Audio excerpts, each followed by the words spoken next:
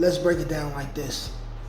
These are the characters who will be in the main cast of the London spinoff of Power Book 2 Ghost. Whether it's Power Book 5 or Power Book 6, these are going to be the main characters. Now what I'm gonna do is I'm gonna name the characters.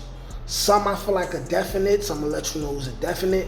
Some are possibilities based off of where we're at now in the story and how the story could end. And then I have a couple wild cards at the end, and I'm also gonna explain where they're likely to be at the end of this season, at the end of the season finale, and what we can expect from them going into the new spinoff, which appears to be in London. After episode 9, it clearly seems like in the future we're gonna see some of these characters in the UK and maybe even in Nigeria. So without further ado, let's get to it. The first person in the main cast is definitely gonna be Tariq. Why? Because there's no way he's not gonna have the plot armor to last him. There's no way. And then with Natari Naughton saying the series is going to end exactly the way we want it to, we all really want Tariq, most of us at least want Tariq to at least survive. And we want, a certain father to make an appearance as well, right? So we know for sure he's alive and not dead. But we're going to see Tariq. Here's what we're going to see. Tariq is going to be down bad, down worse than he's ever been. Down bad, down worse than he's ever been. Noma's going to be gone. Carter's going to be gone. But there's going to be a great loss that he has to take in the middle of that. That's exactly what we're going to see from Tariq.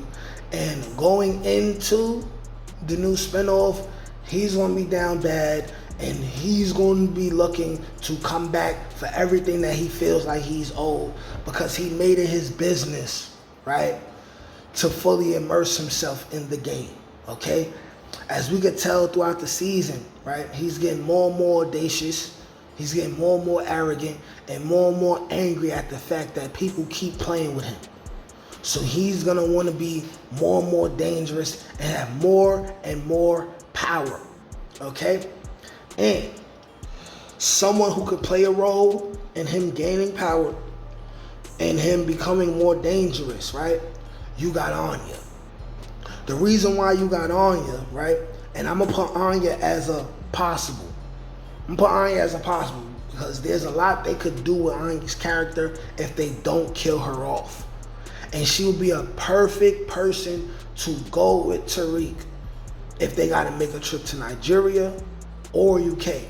Being that Anya already said that Noma forced her to be raised in the States. So once she figures out who Noma really is, we can see Anya tap into her dark side and say, you know what? I want to do what I want to do now. This is my empire that my mother, right, left for me. She died giving this to me. Let's also consider the possibility that she may end up being the one to kill Noma for what she did to her father. But she would say, hey, listen, I want to be a part of the game. I want to see about this. And Tariq, I want you to, I want to be along your side as we figure this thing out, right? And that will be Tariq's way to get out of the country. I'm assuming that Tariq is going to mess around and be on the run for some kind of murder. Because he did a lot of reckless murders. We haven't seen what happened with Salim yet. For all we know, there could be higher authority than Carter looking into the murder of Salim and everything else they going on, these quick bodies that's happening that we don't know nothing about. But when it comes back to Anya, that could help Tariq have his way out of the country as he will mess around and be on the run. Him and Brayden, right? So we're gonna roll Brayden into this too. So that's Tariq, Brayden, Anya, spinoff. I believe Brayden is definitely gonna live. It's possible that Anya will live. I think that that'd be great for the story because if you got all of these people from America and they end up in the UK, it's better to have someone like Anya who will have some kind of ties to the UK, and she'll have her family, and she'll say, I want in on the drug empire. I want to do what I want. Then she also gets high. So because she gets high, now you invite the possibility of her starting to get high with Brayden, possibly Brayden sleeping with Anya. You know what I'm saying? We have to have we have to have a legendary scene where Tariq and Brayden put guns in each other's face, like Ghost and Tommy did, as a callback to OG Power. These things have to happen. So that's Tariq, possibly Anya, Brayden. Next, we're going to talk about Kane. Kane will be involved. As of the end of episode 9, Kane is alive. Kane is legally married to Noma. They got too much going on to get a divorce. It would take too long. So, once Noma dies, and she will die, right? Before major characters die in Power, they usually introduce us to a character or characters who will take their place. We have officially met Noma's brother, who's just as snobby, just as arrogant as Noma, right? And probably had something to do or conspire with Noma to kill Anya's father, something that Anya will find out, making Anya fully turn against her family and say, I want it all, and I want you niggas dead, right? And I'm gonna use the help of the people who I can help. But like I said, Kane is married to Noma. Noma dies. Kane has everything. Kane has everything. Now, we could see a situation where Anya says, whatever you got, Kane, I want. It's rightfully mine, right? And Kane could be like, no. That could lead to a future confrontation between Tariq and Kane. Or Kane could be like, yo, I'm going to be in America. Y'all deal with whatever's going on in the UK, right? I took a lot of losses to get here. So y'all gonna have to kill me. And they might feel like, you know what? We gonna leave Kane alone. Based off of the fact that Kane said while he was laid up with Effie, he was like, yo, I want to be Nicky Barnes, right? I want to be such and such, such and such, such and such. That's an allude to he's gonna have it all. He's gonna be the boss that he always wanted to be, and that's gonna be part of his character, which is him being a boss, maintaining an empire, right? And he's gonna be extremely powerful. And you know who he's going to have some kind of influence on, who's gonna be around him? We got Effie. Effie's not gonna wanna be in the game. Kane is gonna tell her, yo, okay, cool, go ahead. Do your thing. But here is the thing when it comes to Effie, because I fully believe that there's so much to Effie's story that Effie will be around. I feel like she's gonna go to Stanford. It does not say whether she's gonna be on scholarship or not. She's probably not on the scholarship. Probably not, right? So we know she's not rich. She's going to need money.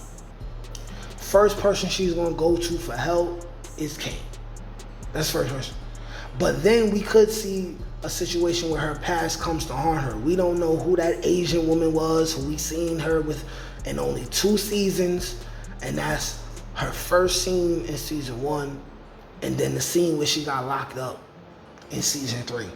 We don't know who this Asian woman is. We still don't know who killed Effie's brother. We don't know what's going on. Somehow, somewhere, her past could come to haunt her, but they will be involved, and the writers can easily find a way for all of them to meet each other again. Easily. Where they need someone with good computer hacking skills who they can trust, right? Anya and Tariq, mainly Tariq. Tariq like, yo, we need Effie, man. Fly Effie out, blah, blah, blah, blah. If she needs the bread, she's gonna do it. So then we already have Tariq, Kane, Diana, right? Effie, Brayden, possibly Anya. And now I want to say this as well. Possibly Drew. I figured Drew would be dead, going to war with Kane, serious war, by the end of episode 9. But now that he lived and survived, and they also had him say, hey, listen, someone said I could get a fellowship in Paris. Now we have the possibility that Drew may decide, after Carter and Noma are taken care of, to just go to Paris. And that may be the last time we see Drew. That may be the last time we see Drew. Or he might want to still be involved in the streets.